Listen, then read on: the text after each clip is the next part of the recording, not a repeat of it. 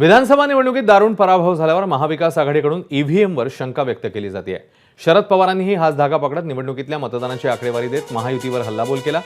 शिंदे आणि अजित पवारांच्या पक्षाला कमी मतं मिळूनही जास्त आमदार कसे निवडून आले असा प्रश्न त्यांनी विचारलाय। छोट्या राज्यांमध्ये विरोधक आणि मोठ्या राज्यांमध्ये भाजपचा विजय कसा होतो असा सवालही त्यांनी विचारला।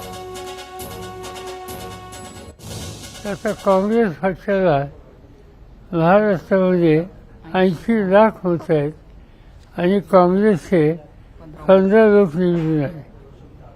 आताचे जे उपमुख्यमंत्री आहेत शिंदे साहेब, त्यांचं 79 लाख मतं पडली, म्हणजे काँग्रेसच्या पेक्षा 1 लाख कमी आणि त्यांचे 57 लोक निवडून आले। शरद पवार गट 72 लाख आहेत आणि आमचे उमेदवार निवडून आले 10। आता अजित पवार गट यांचे 58 लाख मतं आहेत, त्यांचे उमेदवार निवडून आले 41, म्हणजे एक 80 एबीपी माझा, उघडा डोळे बघा नीट।